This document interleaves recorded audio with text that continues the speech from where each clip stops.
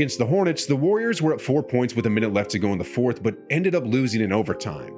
Against the Pistons, the Warriors jumped out to a 37-29 first quarter, but ended up losing the game.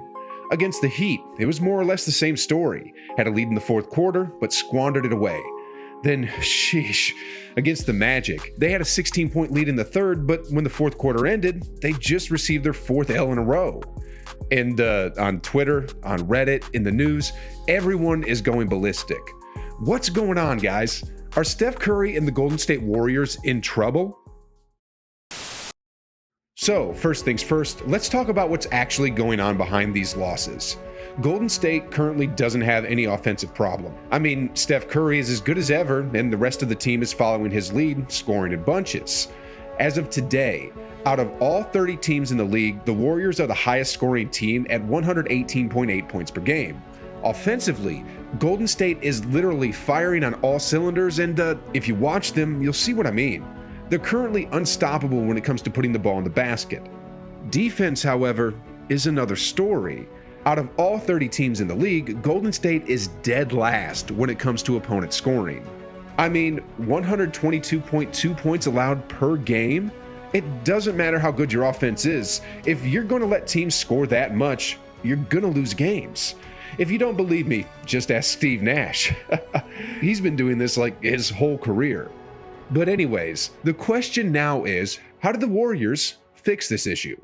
Well, last season, in 2022, the Warriors were actually third in the league when it came to defense at allowing just 105.5 points a game. So, what happened?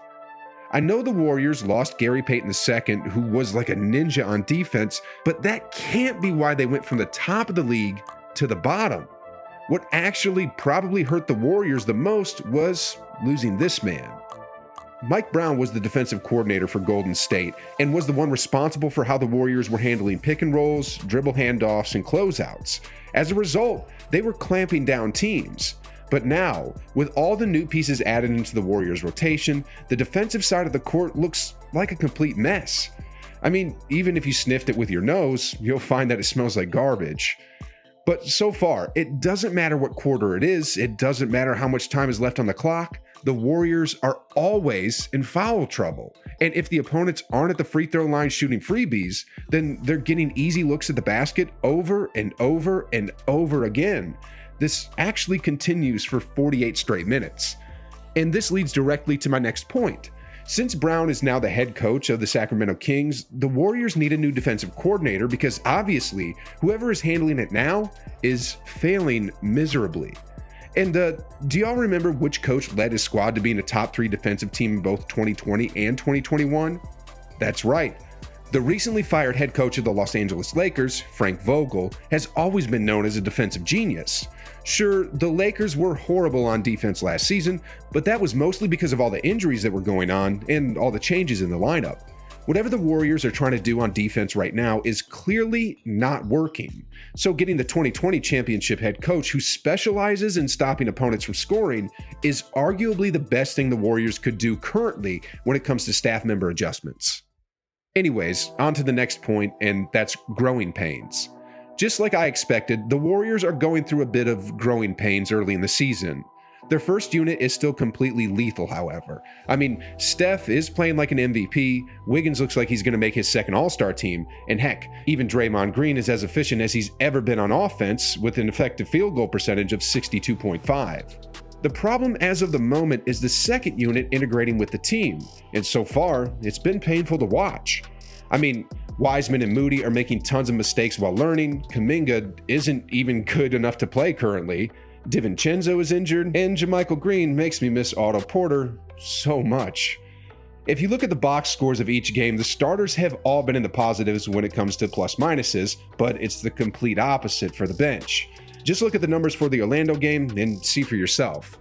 Looney was a plus 10, Clay was a plus 13, but JaMychal Green was a minus 15, Wiseman was a minus 9, and Moody was a minus 9. Here's what Steph had to say on the issue. Honestly, our biggest thing is probably just a lack of communication because you have two guys, again, I think we talked about it earlier in the year, two guys that talk a lot, Draymond and Loon. They've been around, they know, they have confidence in what they're saying, they're loud with it. our biggest thing in like pointing out our youth is being demonstrative on the court. Like, we talk about, communication not only helps you, but it affects the offensive team because they feel like you're all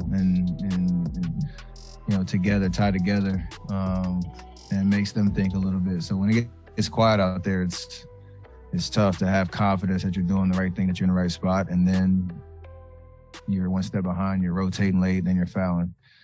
Anyways, for all the Warriors fans who are losing hope, there's literally nothing to worry about at this point. Just like I anticipated months ago, there's going to be a phase for the Warriors where they're going to lose some games as they slowly figure things out. It'll probably last until the All-Star break, and after that, the light switch will turn on and the whole script will be flipped around. To be honest, I'd rather have them lose games now and peak later instead of the other way around like how it was last season when they started off hot, but then as the season progressed had multiple losing streaks where they lost like 3, 4, and even 5 games in a row. I mean, look at the Celtics, for example.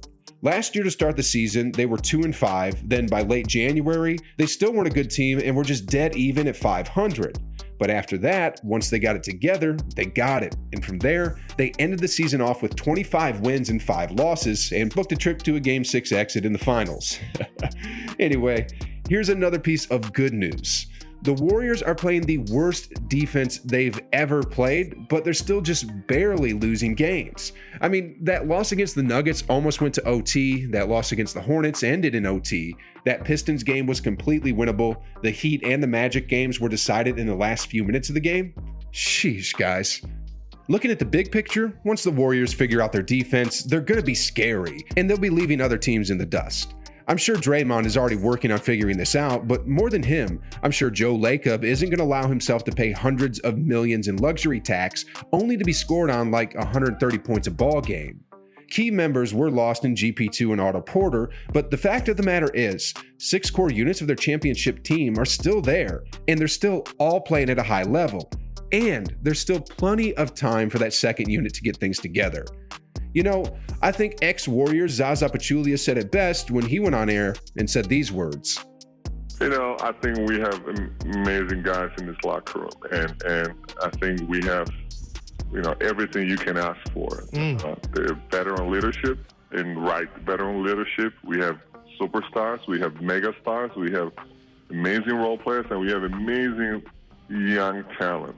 And most importantly, we have right leaders. Leaders on the court, leaders off the court, like Steve Kerr and his coaching staff.